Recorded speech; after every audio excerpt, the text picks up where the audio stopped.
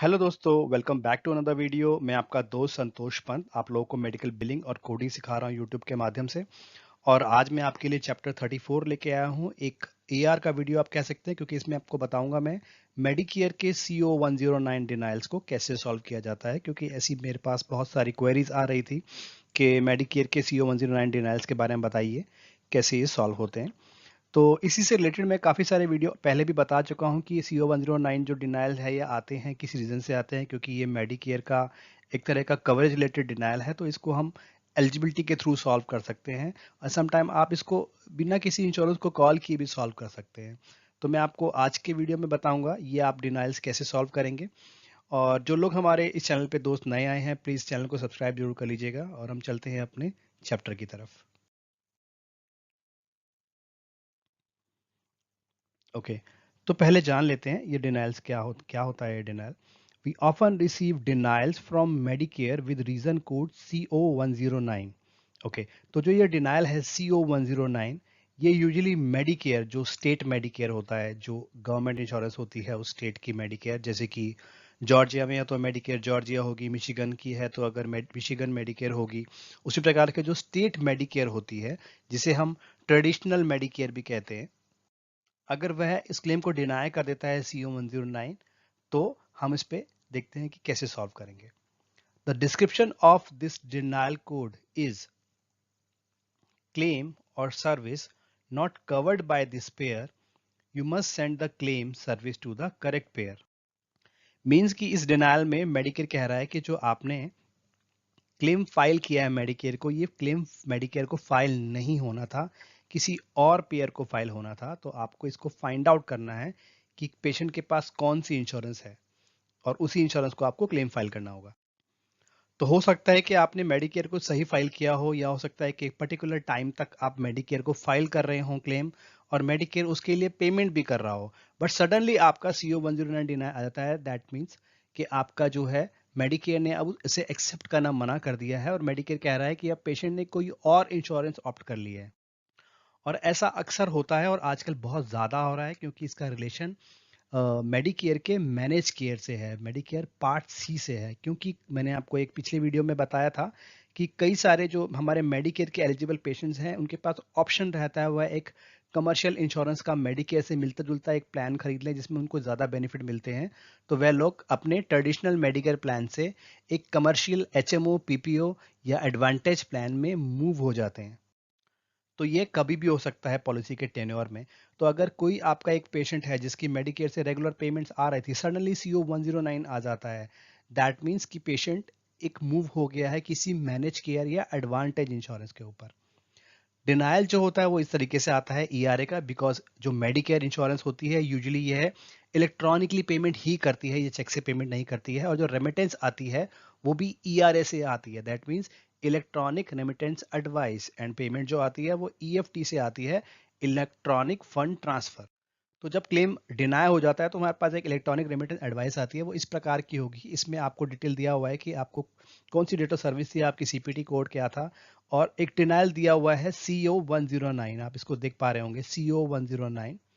तो CO 109 का description में आपको बता चुका हूँ, ये बता रहा है कि किसी और इंश्योरेंस को आपको फाइल करना चाहिए था, मेडिकेयर को फाइल नहीं करना चाहिए था। This denial states that Medicare has move to advantage manage care insurance from traditional Medicare. इसमें ये कह रहा है कि पेशेंट जो है, पेशेंट मूव कर चुका है अपनी पॉलिसी को मेडिकेयर पे ना रहकर किसी एडवांटेज या मैनेज केयर प्लान के पास, उसने पॉलिसी को चेंज कर लिया है।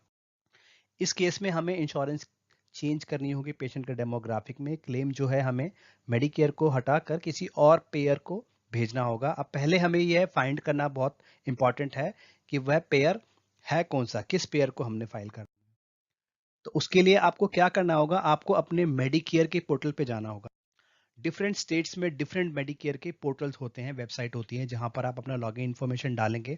उसके बाद आपको पेशेंट की कुछ बेसिक इन्फॉर्मेशन डालनी होगी और वो आपको पेशेंट का एलिजिबिलिटी शो कर देगा और बताएगा कि पेशेंट एक्टिव है या नहीं है, पेशेंट का डिडक्टिबल कितना रिमेनिंग है, या अगर पेशेंट एक मैनेज केयर इंश्योरेंस में मूव हो गया है तो वह इंश्योरेंस कौन सी है। तो उसके लिए आपने क्या करना है, अपने मेडिकेयर के पोर्टल पे जाना है, वहां पे अपने पेशेंट की बेसिक इन्फॉर्मेशन डालनी है। जैसे कि एक एग्जाम्पल मैंने आपको बताया है, एक जो पेशेंट एलिजिबिलिटी सर्च का ऑप्शन होता है, इसमें यूजुअली पेशेंट का लास्ट नेम फर्स्ट नेम बोलता है कंपलसरी डालिए, फिर कहता है कि इसकी डेट ऑफ बर्थ डालिए। डेट ऑफ बर्थ के बाद आपको मेडिकेयर की आईडी जो होती है वह मेडिकेयर की आईडी डालनी होती है, और किस डेट ऑफ सर्विस, किस पर्टिकुलर डेट पे आप चेक करना चाहते हैं पेशेंट की कवरेज है, वह आपको उस डेट का एलिजिबिलिटी आपको शो कर देगा। ये बहुत इंपॉर्टेंट है कि जो आपके पास डिनायल आया है आप वही डेट ऑफ सर्विस चूज करें, क्योंकि हो सकता है उस डेट ऑफ सर्विस से पिछली ही डेट में या उससे पहले वह बताए आपको कि मेडिकेयर था, बट एक पर्टिकुलर डेट के बाद मेडिकेयर से पेशेंट हट गया है और वह एक एडवांटेज प्लान पे चला गया है। तो आपकी जिस डेट पे डिनायल आया है आपको वही डेट ऑफ सर्विस डालकर एलिजिबिलिटी सर्च करनी है। जैसे ही आप ये इन्फॉर्मेशन फिल करेंगे and submit inquiry button click करेंगे, उसके बाद आपका नेक्स्ट स्क्रीन पर एक इंफॉर्मेशन आ जाएगी आपके एलिजिबिलिटी की। On the next screen please go to the plan coverage और MCO option and find the correct pair. तो आपका इस तरीके का एक स्क्रीन खुल जाएगा, इसमें मल्टीपल टैब्स होंगे, आपके जिस तरीके का आपका मेडिकेयर का पेयर होगा या जिस स्टेट पे आप काम कर रहे हैं उस पोर्टल के अकॉर्डिंगली खुलेगा। मैंने जॉर्जिया स्टेट की मेडिकेयर पोर्टल खोला है, तो उसमें प्लान कवरेज के अंदर बताया जाता है कि पेशेंट के पास कौन सा प्लान है। तो इसी पर्टिकुलर एग्जांपल में आप देखिए, इसमें क्या होगा, आपको प्लान कवरेज में अगर पेशेंट मैनेज केयर पे मूव हो गया होगा तो प्लान कवरेज में आपको यहाँ पे एडवांटेज प्लान का इंफॉर्मेशन दिखाया जाएगा। यहाँ पे ये बोल रहा है कि पेशेंट के पास मेडिकेयर एडवांटेज प्लान है और पेशेंट के पास अब well care of Georgia plan है। दैट मीन्स कि अब मेडिकेयर नहीं रहा है पेशेंट के पास, patient well care of Georgia plan पे मूव हो गया है। तो अब आपको पता चल चुका है कि पेशेंट की डेमोग्राफिक में आपने मेडिकेयर को इनएक्टिव कर देना है और वेल केयर को ऐड करना है। बट अभी भी यह इंफॉर्मेशन इनफ नहीं है, क्योंकि आपको पेशेंट का सब्सक्राइबर आईडी भी होना बहुत जरूरी है। तो ज़्यादातर केसेस में यहाँ पर मेडिकेयर पोर्टल में ही सब्सक्राइबर आईडी भी आपको मिल जाती है। तो आपको श्योर हो जाता है कि ओके ये सब्सक्राइबर आईडी है, ये प्लान है, और डेमो में आप अपडेट कर सकते हैं। बट कई केसेस में केवल वह इंफॉर्मेशन देता है कि पेयर कौन सा है, लेकिन आपको आईडी नहीं बताता। तो उस केस में आपको अगर यहाँ से हिंट मिल जाता है कि पेशेंट के पास वेल केयर है या पेशेंट के पास एतना है, ह्यूमैना है, तो आप डिफरेंट पोर्टल में आपको जाना होगा उस इंश्योरेंस के पोर्टल में। इस केस में मुझे वेल केयर के पोर्टल पे जाना होगा यह चेक करने के लिए कि पेशेंट की सब्सक्राइबर आईडी क्या है, और वेलकेयर के पोर्टल पे इजीली मुझे डेट ऑफ बर्थ, नाम वगैरह डालकर मे बी वहाँ मुझे सब्सक्राइबर आईडी ना डालनी पड़े और मुझे पेशेंट का एग्जैक्टली आईडी, उसकी कवरेज, उसकी लिमिटेशंस क्या हैं, उसके डिडक्टिबल कितने हैं, वो सब मुझे वहाँ इंफॉर्मेशन मिल जाएगी। और वो कंफर्म करने के बाद मैं अपने डेमोग्राफिक में इस इंश्योरेंस को ऐड कर दूंगा और मेडिकेयर को डीएक्टिवेट कर दूंगा। You may or may not get exact subscriber ID for the Advantage plan, but you can confirm that with various other methods.